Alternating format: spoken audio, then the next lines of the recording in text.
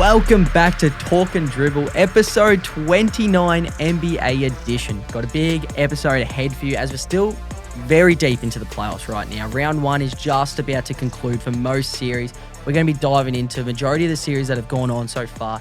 Break them down a little bit, what's working for some teams, what's working for most teams, what's going on with the T-Wolves and Lakers series. We didn't see that coming. And then we're going to finish off with just a bit of an Aaron Gordon, who would you rather? So Benny will quiz me on that and see what my answers are with a bloke who literally just hit a game winner, the Nuggets, to tie the series. It was a big series changer for the Nuggets. And then, if you want to stay tuned for the back end, we're going to touch on the NFL draft a little bit. That just happened over the weekend. A close friend of ours, and it was on the pod, James Burnip, ended up signing with the Saints as a punter, which was huge for us. And a lot of controversy happened as well. So we'll be touching on that towards the end if you want to tune in for a bit of NFL. But let's dive into it. Playoffs are well and truly here. We're into the first round. A lot is going on. A lot is happening that we weren't expecting. Yeah. T-Wolves up 3-1 on the Lakers. I don't think many people saw that coming. No. Even myself. I've been high on the T-Wolves. I didn't think we'd be 3-1 up on a LeBron James and Luka Doncic-led Lakers team, which is pretty crazy. Bro, it is insane what the T-Wolves are doing right now. Up 3-1. Obviously stole that first game in LA and, held home court in the game 3 and 4. 100%. A lot of controversy towards the end of game 4, wasn't there? We had the possible trip on Luka Doncic, which I didn't think was a trip. Luka stepped on Jaden's foot, so I thought that was fair play. And then also the end, LeBron James suddenly got the steal on Anthony Edwards, forced it out of bounds, forced a turnover on him with 10 seconds left. T-Wolves had their review left, take it to the score box. They show this bird's eye view angle that no one's ever seen before, and you can see LeBron got his wrist, so they overturn it, which was a game changer. There's a lot going on, a lot of controversy. JJ Redick was not happy. He wasn't happy. He said, they definitely got the tough end of the stick with the reffing, the Lakers. Just a few things didn't go their way. And that, in these series, when it really comes down to the wire, you saw it in the Clippers and Denver series, and we've seen it in this one, if a bad call goes your way, that could be the difference between winning a game and winning the series. So, 100%. But props to Minnesota. You guys this is 2 seasons in a row now that you've just built this winning rotation, this winning lineup in the playoffs. Yep. There is just, your guys' team is so, it just transcends in the playoffs. It's insane. Your physicality, your lineup versatility, and it could not be any different to the Lakers, could it? The Lakers, they literally had this exact same 5 players on in the second half in game 4. Yep. And it was LeBron, Luka, Austin Reeves, Finney-Smith, and Rui Hachimura. That's the crazy thing. So, not one substitution made in the whole second half for the Lakers. And as much as I think if it pays off, everyone's looking at JJ Redick as a genius, but it didn't pay off. And you saw towards the end, fatigue played a part for him. There were certain rotations, certain moments offensively and defensively for the Lakers that cost them. And you can bring that down to fatigue for the Lakers, I believe. That's the thing. There's just, their lineup versatility is just not there. They're so reliant on these 5, offensively and defensively, and it is the complete opposite with the Timberwolves. You guys have so many people contributing. Like, even down the stretch, Naz Reid, Dante DiVincenzo, Jaden McDaniels. This isn't Anthony Edwards, who we'll touch on him in a little bit. But this isn't Julius Randle, who's just balling. But that you guys just have so many reliable options and people who can score in so many different ways. And then on the defensive end, every one of them are reliable defenders. Every one of them. And the Lakers on the defensive end, Luka Doncic and Austin Reeves having mares of a round. And they're not known for their defense, but Minnesota are just targeting them. They are attacking. Austin Reeves, seriously, he's dropped off offensively. He's gone from 22 points a game. He was averaging after the All-Star break this season. He's only averaging the 17. Yep. Poor efficiency. But on the defensive end especially, specific moments and just in general, they're attacking him. And to finish that game, what was it? 30 seconds left. Lakers were up by 2. Yep. Jaden McDaniels get the N1 and Austin Reeves just fouled him for some reason. For no reason. But that was the thing. That was such a big fatigue moment, I feel like. They sent a double to Anthony Edwards with Rui and with Dorian.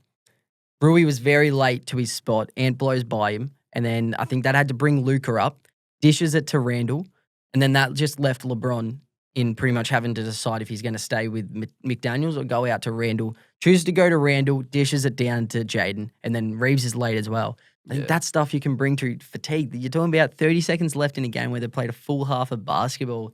That's the stuff. If you're getting double teamed and the guy who you're guarding somehow gets past both of you, that's concerning. Yeah, but that's the thing. It's just they have no options with this roster right now. Like it's obviously been a roster just put together post Luka Doncic trade, and it was looking good. It was Jackson Hayes was contributing in the regular season.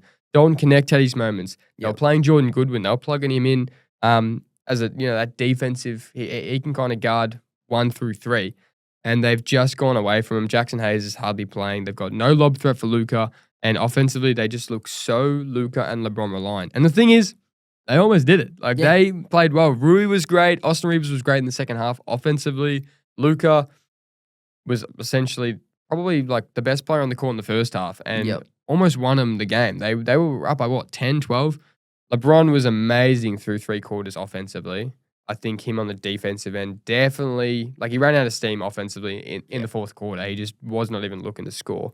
Had that bad turnover from the inbound, which hurt a lot. Yeah. They're in a tough position there, though, because they got put right in front of half court and didn't have the ability to go back court. And had 1 second. And No, they had the shot clock. Right. And then it was just a bad play. Like, LeBron passed it to Luka's left shoulder, where it probably needed to go out to his right, gave Jaden a great area. Or Jaden, I can't remember, was it Jaden or Ant? One of them gave them a great position defensively to get that steal. So just little mistakes from the Lakers, which heading into this series, you would expect if one of those teams was going to be making these little mistakes in the clutch, it'd be the more inexperienced side in Minnesota with the more inexperienced superstar in Anthony Edwards, which we've seen him be a lead in the clutch, but also make big blunders in the clutch. So I was expecting if one of them was going to be making bad plays and making silly decisions down the end of a game, it'd be us. It'd be Minnesota. That's why everyone were picking Lakers. They were the out-and-out favorite of the series because even if the games are close, you can rely on Luka and LeBron in the clutch. Like especially Luka. Like you can rely on them, and it has been the exact opposite in this season, like this series. Like Ant Edwards, he just steps up in the playoffs. This is 2 years in a row where he has been the best player in. He was the best player in the first 2 series last season. He's the best player in this series. Yep. In a series with Luka Doncic and LeBron James. Who would have thought? Because he got completely alpha dogged last year in a series with Luka. Like it was clear cut he was the best player in that series. Yep. And this year, Anthony Edwards now has 5 40-point games in the playoffs. And yesterday just made him have the 5 highest scoring points in T-Wolves history in the playoffs. Jesus. So scoring of 44, 43, 43, 41, 40. So he leads Minnesota in all-time playoff scoring in the top 5 games, which is pretty crazy. Well, you got 43 points, 9 rebounds, 6 assists in Game 4, and he scored or assisted on every bucket in those final 4 minutes. And there was heavy scoring in those final 4 minutes. He's just lights out. Pull-up shooting, athleticism, even his playmaking, and in crunch time. But his playmaking, this is 2 things that no one expected from Ant. Like he obviously needed to make the jump from last season. He was amazing in the playoffs, but he was just not quite there. He's still like on a trajectory. He's nowhere near his best. No. But no one saw him becoming a top 3 3-point shooter in the league, shooting at a 40% clip. And his playmaking just to go insane and to make the right reads, especially in the playoffs. He's averaging 8 assists this series when they win. Yeah. So it's all about his playmaking. If he's making the right reads and not trying to do hero ball, it's just amazing for this team. But then he's also got the capability to just hit, 6, 7 threes a game on a 40-45% clip. That's the crazy thing. He came into the fourth quarter and hit 3 big threes straight away. One of them was right over Luka and Austin Reeves from about, I reckon, a couple of feet behind the 3-point line. Just steps into it. And I think his shot helps so much. He gets so much height on his shot, which makes it nearly unblockable. But it's just crazy. Like, he wasn't doing this the last few seasons. Like, in spurts, he would do it, but he's starting to do this consistently. I think we need to touch on, like, Luka v. Ant right now. In the fourth quarter, which has pretty much been known as Luka's quarter, especially in the playoffs, Luka is now shooting 5 for 17 in the fourth quarter with only 1 assist. In the fourth quarter. Yesterday's game, he went 1 of 5 in the fourth quarter. Anthony Edwards is going 10 of 23 in the fourth quarter, along with 7 assists. So he is completely outplaying. He's got 5 more field goals than him and 6 more assists than him in the fourth quarter. Yeah, who would have thought that those stats would have been completely reversed last season? Yeah, 100%. Ant went missing last year where Luka was just pure dominant. So obviously this isn't the Luka we're used to. Yeah. He's struggling. I think it's fair to say, like, he's probably not in the best shape that he needs to be in. looking at these players, especially when he's going to have to be playing so many minutes. Like, he's not getting subbed off in the whole second half. Coming down to the end, the T-Wolves just look like they're in better shape and look like they're built for the moment right now. Yeah, and you just got more players. You can constantly. You have 4, 5 different, like 5-man lineups you could end a game with. You know what the Lakers are going to give you. You know, and they can only give you one defensive scheme. You just got to switch everything because they've just got so many liabilities on the defensive end. But there's just no other options. But yeah, Ant, he's finding shooters. He's composed. He's finding cutters. Like he's finding blokes at the dunker spot. Like he's just making smart decisions. I understand. And in terms of Ant's actual like his legacy, it's almost like it wasn't if he's gonna come good, it was when. Like it was when is this guy gonna be this amazing superstar? And right, he swept KD and Devin Booker last season, and he's looking at a 5-game series win against LeBron and Luka. It might not happen. That's the concerning thing is you're still talking about the Lakers have LeBron and Luka. So the series isn't over. It's 3-1. You can't get comfortable now. We've seen LeBron do this before. We've seen Luka have insane games in the playoffs before. And like every game's come down to the wire practically. Yep. It's literally so the series is so wide open. These games could have easily flipped and Lakers could easily be 3-1 up right now. So it's super close, but I think the big thing for them, as we're talking about in the clutch and in the fourth quarter, the T-Wolves have outscored the Lakers by 23 points in the fourth quarter combined.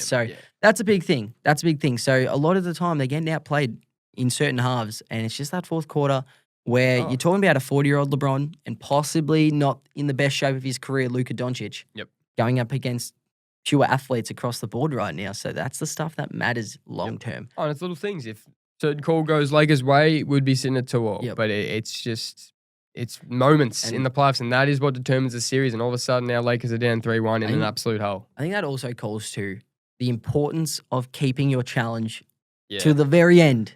JJ spent his challenge extremely early, got it wrong. We're talking early first quarter challenge, got it wrong. Doesn't have a challenge for the rest of the game. No. Finch held on to his. Finch is actually usually pretty poor with these. He makes challenges very early, and we usually lose them. But super important. Would you say right now JJ's getting out-coached? I would. Yeah, absolutely. Like there's no doubt about that. Like Chris Finch, he's been there before. And look, JJ Redick, he's a king of just the game, and he knows the analytics, he knows the inside out. Like he would know every action known to man. But in terms of just the playoff adjustments in game, keeping your composure, not making like those rash decisions, there's no way a winning formula is to just keep the same 5 on the court. There's no way. And in terms of Luka, his playmaking is almost better than his scoring. And 100%. Not having a big man on the court, when it's actually been proven that Jackson Hayes has been a formidable offensive player for the Lakers to go along with Luka, it's a very poor decision. Like you need to be having that lob threat. We saw it last year with Dallas. And it just limits this Lakers lineup. It limits Luka's ability to play make. And look, it might be Jackson Hayes' defensive problems. But the thing is, in this series, if you're going to chuck him on anyone, you chuck him on Rudy Gobert. 100%. And then it just, like, look how easy it is for Ant to get downhill right now. Yeah. If you just have some sort of big body there that can literally just contest the tiniest little bit, that can change the series. We're talking about 2-3 points that are determining each game right now. If you have someone there that can prevent Ant from scoring a couple of times inside or forcing up a bad shot, that's enough. They've just got no point of attack defender for Ant. They've got no interior defender. The Lakers' margin for error is just so much smaller than Minnesota's, and people weren't really, like, we didn't see it before this series. But the fact that Luka is just a little bit off offensively, in saying that, he's averaging 31 points, 7 rebounds, and 5 assists on 63% true shooting. Which is insane for anyone. It's just a little bit low, his production, especially the playmaking, because there's just no one to pass to unless it's a complete open shooter. But the margin for error is way smaller for the Lakers because of this difference in lineup versatility. Minnesota is so much deeper. And what played a big part is, so Ant also played the entire second half, but Nasri got subbed on in the fourth quarter, comes on and hits 3 big shots straight away. Knocks down 2 threes, one of them on a false defensive transition decision by Luka, and then another just couple of good shots and got inside. Came in, went to the post straight away, scored on Austin Reeves, and then hit a couple of threes. Like even that's just fresh legs coming on, subbing on a 5-man who can shoot from anywhere on the court. Like that is just the versatility that the T-Wolves have that JJ can't really go to on his bench. I just feel like at some point in the second half, you need to just find some sort of minutes, get them some sort of minutes to just get Bron just 2 or 3 minutes on the bench. That's the thing. It's like Like, if that won you the game, amazing. That is not a recipe for long-term success. this is the first round. Yeah. If you're expecting to win a championship, you can't be doing this every game. Like, you and can't that's where have that. it really is just showing the Lakers' flaws. It's Yeah. like, well, the coaches obviously don't trust these bench players they're going to be putting on. And it's just weird because everyone was rating this lineup. I thought they were pretty deep, honestly. I thought if Connect's hitting shots, than Goodwin, expected, he can be a good two-way player. Jackson Hayes is actually showing, this kid's actually all right. But for whatever reason. He got a lob dunk straight away. Yeah. But he got in foul trouble, got his second foul. I don't know if we saw him for the rest of the game. Nah, we But didn't. that's the scary thing because that puts Rudy in such a tough situation if there's the lob throw. We saw it. He got destroyed last year with that. Jaden got destroyed last year with that. It's just not there. He threw one hoop to Dorian Finney-Smith and it did not work out whatsoever. And it's like, you're just limiting Luka's playmaking ability. So I am a little concerned on what kind of changes they will make ahead of Game 5. It is Honestly, if they make I the don't know right what ones. changes you can make. It's just, it really is coming down to, it's been a close series and it's really coming down to if Luka can be a better player than Ant, if he can be the best player in this series, Lakers should win every game. LeBron, he's balling out and I feel bad for him. He's carrying the offensive load more than he should be. But ask the NBA media and you'd reckon he's throwing them the series right now, wouldn't you? It's ridiculous. There's always going to be that narrative with Bron. Austin Reeves needs to step up offensively. But it's just, if Luka Doncic can be the best player, there's no reason why they shouldn't win. It's been close every game. They really should offensively have the best second and third player on the court. Like, Luka should be better than Ant. LeBron should be better than Julius, and Reeves should be better than Jaden offensively. Yeah. And it's just not happening right now. So that's their issue. I did see someone say, though, that Anthony Edwards right now is the Randy Orton of the NBA. They're calling him the legend killer. And I reckon that is the greatest reference I've ever heard. I like that. I love it. Still got to get past Bron. Yeah, Zay does. And then he's got possibly Steph Curry in the second round. That'd just be crazy to watch. I don't think we can rule out that Ant can be the best player in the world at some point. He can be obviously not right now, but he can be eventually the best player in the league. The ceiling's so high because we haven't seen this sort of shot making with this athleticism. I think ever. Obviously, people compare it to Michael Jordan, but Ant's LeBron 10 times the amount of 3-point shooting wasn't than hitting MJ. 30-footers over two defenders, and then going and dunking on their best player. Yeah. That dunk on Luka That was insane. was just fire. Oh. Like there's just moments where it's like, holy shit, like this is stuff we haven't seen before because his shot making is at a whole nother level and then the athleticism is unmatched. So the ceiling is so high and it's good to see him put it together like you're talking about with his playmaking as well. So how do you think this series is going to shape up? I'd love for us to win in 5. I do think Lakers will get it done at crypto. Yep. But actually, now you know what? Luka tried. Luka cried. Luka fried. T-Wolves in 5. Jeez. Give me that. You T-Wolves in double 5, down. baby. We're taking them out in crypto. We're doing it. It's going to come down to the wire. I'm calling it. It's coming down to the wire, and we're just going to get over the hump. I wouldn't be surprised, It's man. going to get it over the hump. I would not be surprised. I think I'd be more concerned if they get it done in Game 5 and we're heading back to Minnesota. Yep. That would get me really nervous. I think if they win in Game 5, that is red flags a bit. So I think Minnesota need to finish it in crypto on Saturday for us. Thursday. Thursday. I've got my days marked up. Yeah, on Thursday. I think they need to get it done. I wouldn't be surprised if it actually, is all wrapped up in 5, honestly. I hope it goes to at least 6. I'd like to see them, Lakers just fight back a bit, but I wouldn't be surprised. Anyway, let's move on. We'll go Knicks Pistons. Jack, just a little bit of Knicks Pistons. Yeah. This is actually a really good series. It was almost a similar ending. Pistons, and right now Knicks are up 3-1. Pistons lost the last game on a last-second heave by Tim Hardaway Jr. and got fouled by Josh Hart. Yeah. The refs came out after the game and said it was a foul. And JB Bickerstaff, the Pistons coach, was going bonkers, which you would. Yep. You would. Your game is literally decided on a last-second shot. The whole game, the result obviously isn't decided by that. So much things happen within a game, but for just to directly be involved, it is quite a shame. Oh, it's so tough, but it's like we're saying, there's so much that goes into a game. You can't, blame the loss on one missed call at the end. They had a lot of defensive breakdowns towards the end. They let Brunson do whatever he wanted towards the end. Cat hit some massive shots. They got a good look. Cade got the look he wanted for the win. He got to his spot, got a little mid-range wide open, and missed it. So it's like we can point to these certain moments where it's like, did the ref stuff this up? Did the ref stuff that up? But at some point, every team that has won has had shit go bad. Yeah. So it's about the teams that can actually get past that and get over the hump. And Pistons specifically, they're so Cade reliant. And when you have Karl Anthony Towns and Jalen Brunson on the other end hitting these shots down the stretch, and it's simply Cade and that's it. Like they're at a shot creation deficit and a shot making deficit compared to the Knicks. It's Cade Cunningham or bust. They have these veterans that they brought in who are shot makers. They got Malik Beasley, Tobias Harris, Tim Hardaway Jr. All three of them have had moments within this series, but they're not as consistent enough, especially compared to the Knicks. And don't forget, like, Mikal Bridges had a terrible first 3 quarters, comes in, knocks down 2 massive threes from the corner as well to bring them back. They were down big. And he made big shots where it's like, that's the stuff they need. That's what the Knicks need.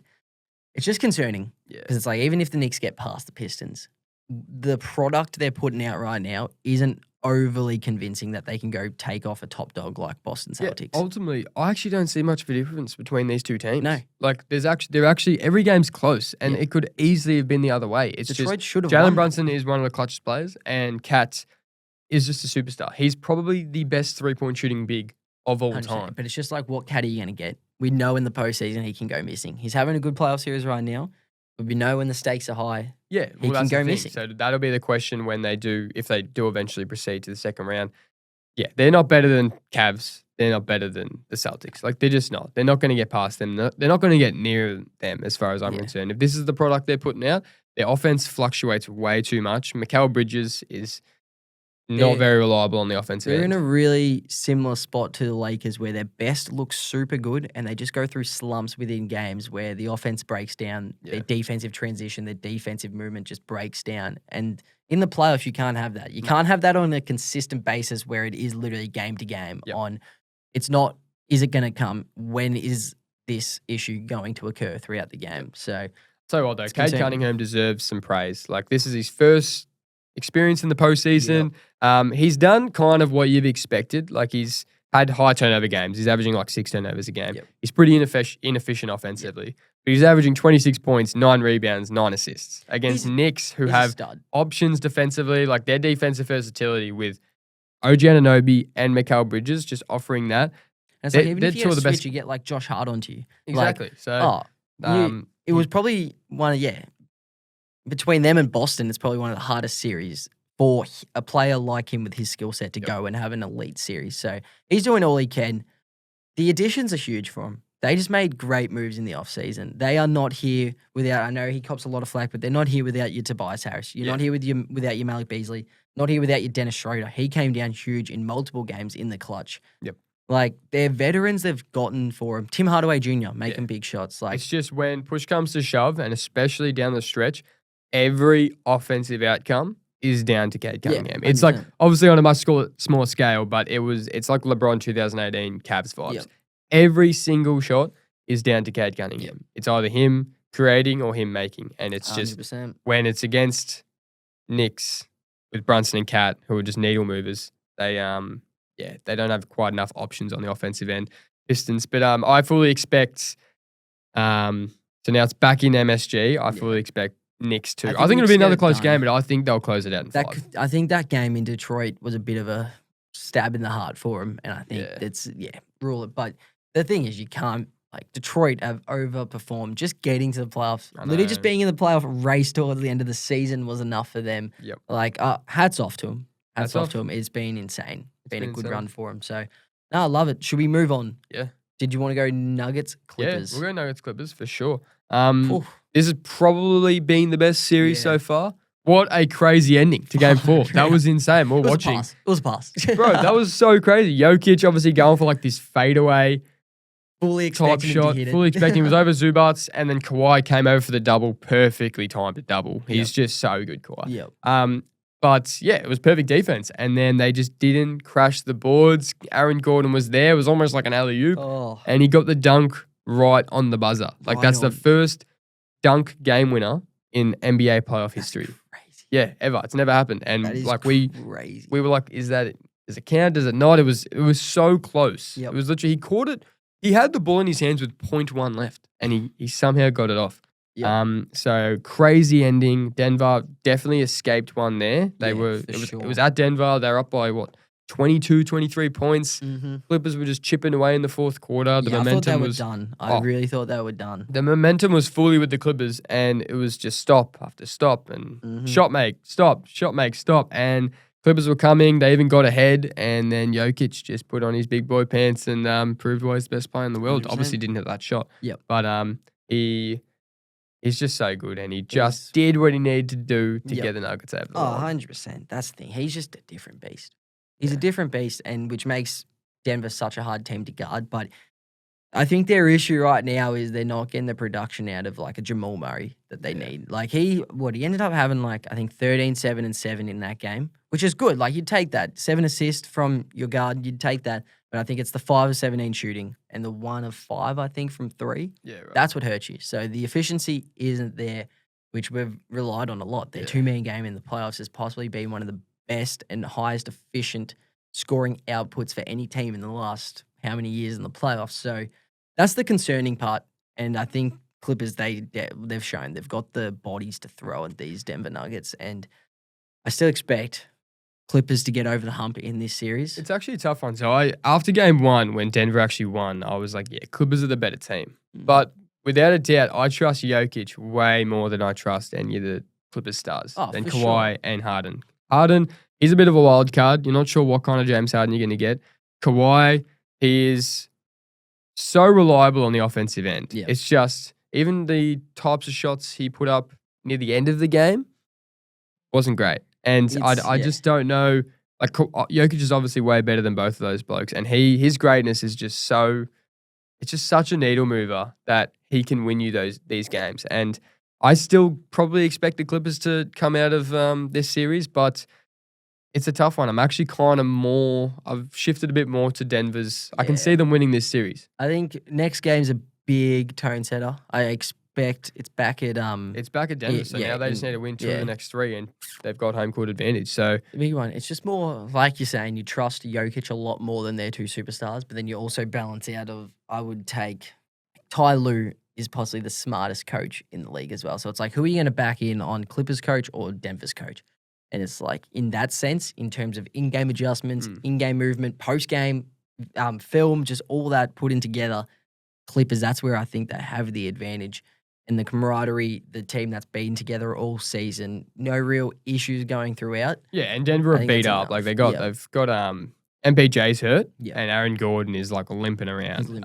But Jokic, he's just individual excellence. He, in the third quarter alone in game 4, had 16 points, 8 rebounds, 4 assists in 1 quarter. Bro, players would dream to drop that in just one game. So he's just on another level. Yeah. So he can win them this series off his own bat. It's just, having a little bit extra help compared to the Clippers. Like, they just got so many weapons. But, hey, I'm keen. I still am picking Clippers to win in 7. I think mine's changing. I think I've got Clippers. Wait, did you say Clippers or Denver? Clippers in 7. Oh, okay. Yeah. Sorry. Yeah, I'm right there with you. Yep. Clippers in 7. Yeah. Yeah, I think so. Yeah, Clippers get it done in 7. Yep. I think they're just. Yeah, I think they've just got enough to get it over the hump. Warriors v Rockets. So the game, it's currently 2-1. Warriors are up. The game's actually today. So this time of recording, this will come out after that game's happened. So it's either going to be 3-1 or 2-2. Jimmy back. Jimmy's back. He's playing. But bro, how good is Stephen Curry? How good is he? There is no one like him. He's the greatest shooter of all time. He is one of the best leaders of men in the NBA. He is just... There's no way to guard him. Like, you talk about these guys are literally holding and grabbing him off ball, and it just doesn't matter. It doesn't. It just doesn't matter. As long as Draymond and Steph are on that court, there is no way Houston can stop them offensively.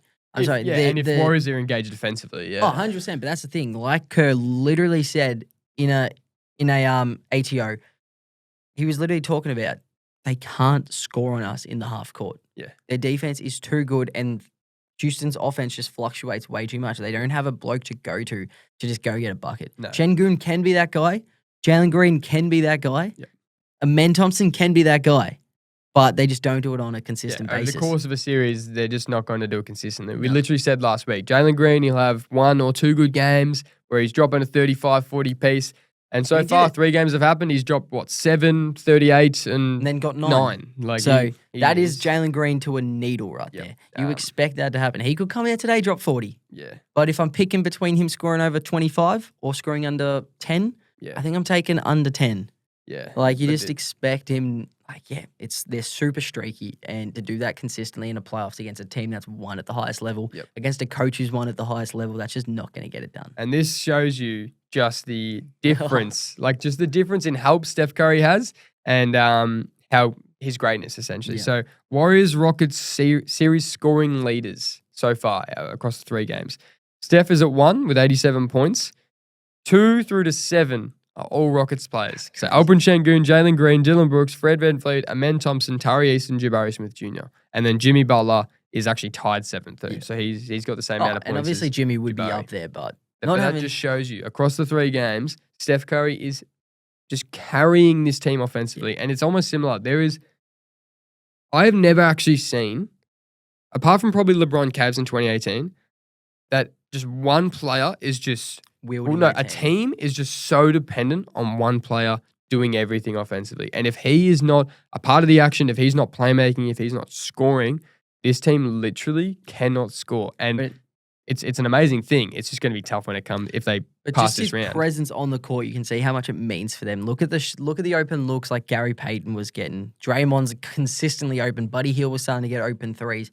All this happens because of the presence of Steph Curry on the court. Because he's getting chased around by 3 people around an off-ball screen. Amen Thompson is face guarding him and doing extras off ball. So is Dylan Brooks. They're slapping him during the play, after the play. In what world and in what other team and in what other league do you have your point guard setting off-ball screens consistently? Yeah.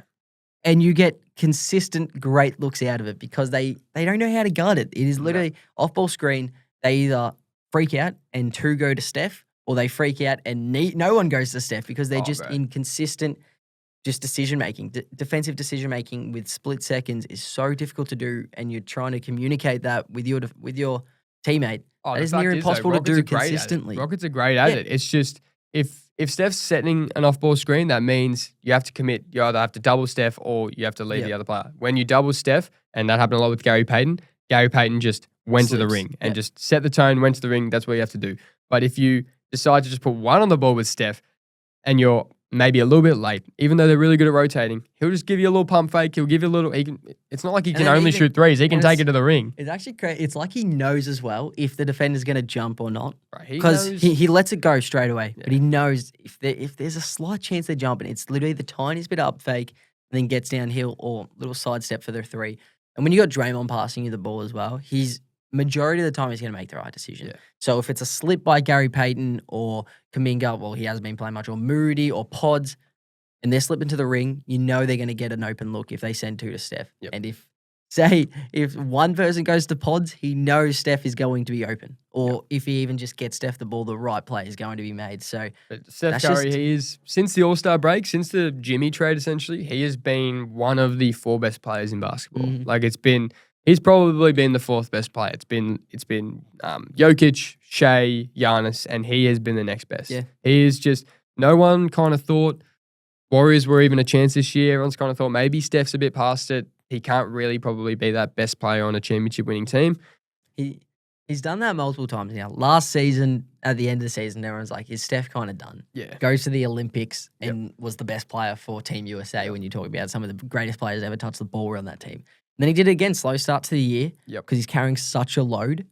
They get him some sort of little bit of help, and it's prime Steph again. It is. So I think we just can't rule him out.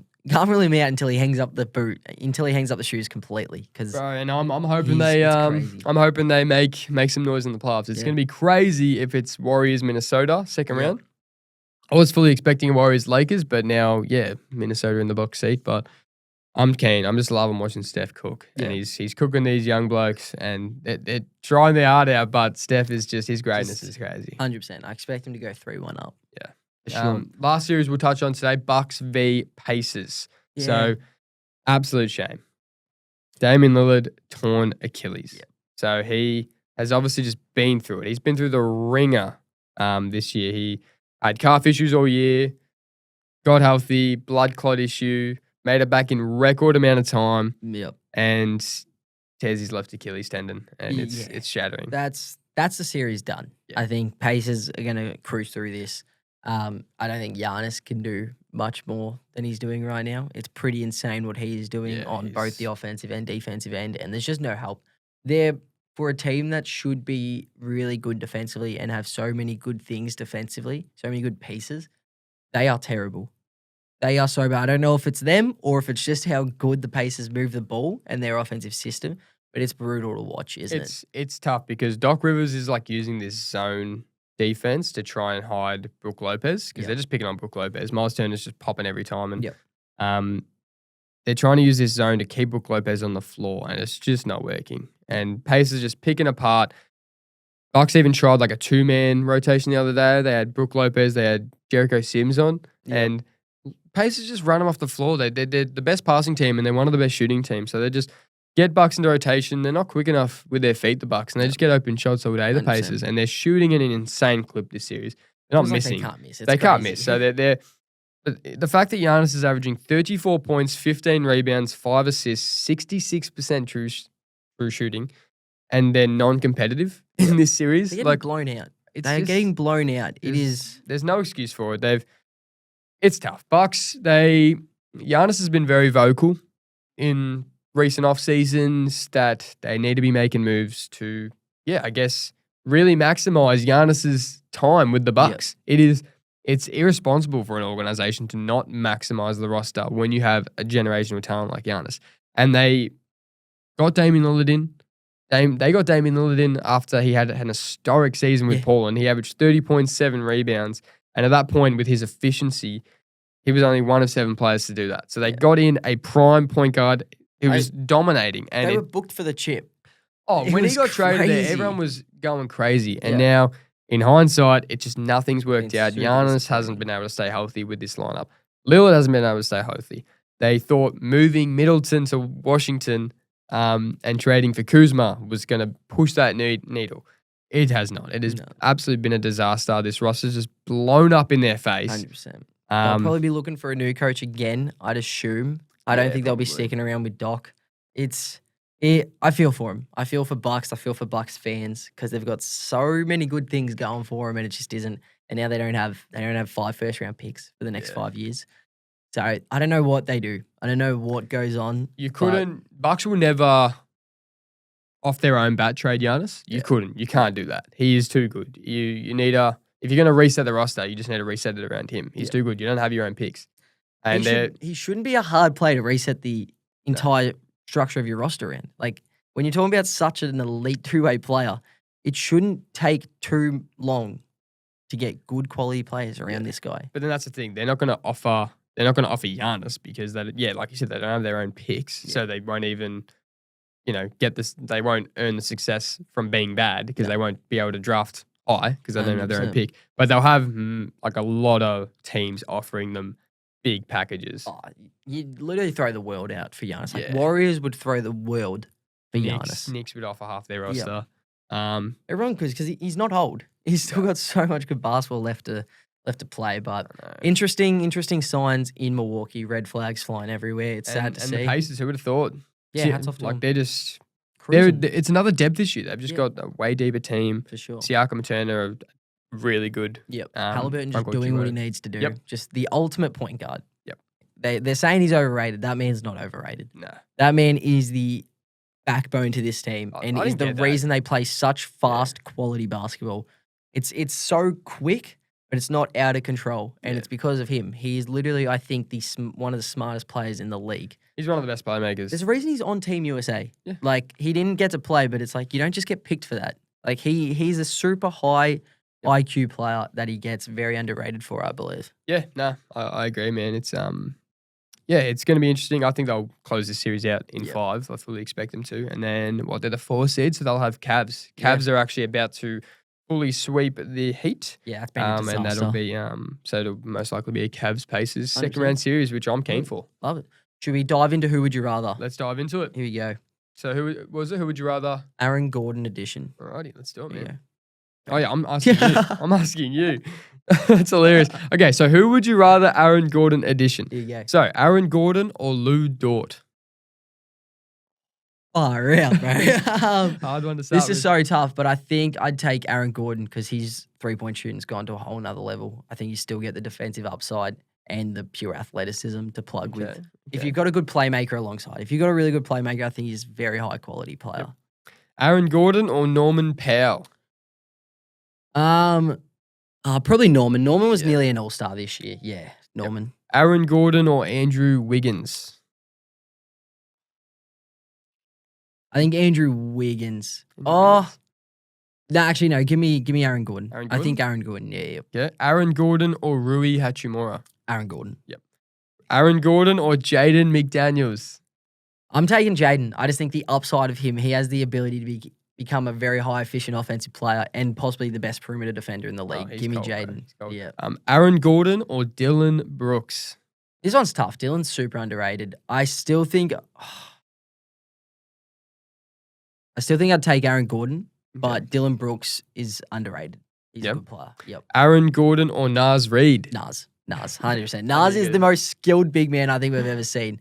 It is insane. His handle. Yeah, like I'm talking about play. We've ever seen. No, I'm talking more in terms of bag work and stuff. We haven't seen a big man with this kind of handle before. It's crazy. Aaron Gordon or Tari Eason? Aaron Gordon. Yep. Aaron Gordon or Draymond Green? What did I say? No, yeah. Aaron Gordon or Draymond Green? Draymond. Yeah. Aaron Gordon or DeAndre Hunter? Aaron Gordon. Aaron Gordon or Miles Turner? Miles. Yeah, Miles Turner. Aaron Gordon or Bobby Portis? Oh, Aaron Gordon. Aaron Gordon or OG Anunoby? OG. Aaron Gordon or Tobias Harris? Oh, Aaron Gordon. And Aaron Gordon or Al Horford? Aaron Gordon. Yep, 100%. All right. Well, that's it, man. Good stuff. Good stuff, bro. We'll move on to big weekend, wasn't it? NFL draft. Yeah. How good was that? So it was pretty crazy just seeing everything go. Probably the headline of the NFL draft was Shedeur Sanders fallen to pick 144. Did not see that coming. No one saw that coming. We were watching and we're like, what is going on right now? I had That's money on him crazy. to go in the top 5. Yeah. And then fell. And I'm like, he'll go day 2. He'll go day 2. Skips again. It was pretty crazy. And I feel for him. Like, that was pretty sad to see. We couldn't believe what was going on. So, yeah, he was obviously a highly rated, he was the second highest rated quarterback of the draft. There was talks of him going 1. Yep. And then, for whatever reason, it might have been just these interviews with teams. There was a lot of chirp that he was quite arrogant. And, he obviously thinks a lot of himself. He even got his own draft room sorted out for him. So it was painful. He had the works, and it was quite it would have been incredibly embarrassing for him. But at the end of the day, he's an NFL player now. I think all of them though were great sports about it. Like they were on live a lot of the time. Shedeur Sanders went undrafted as well, and I think they kept it lighthearted as lighthearted as they possibly could.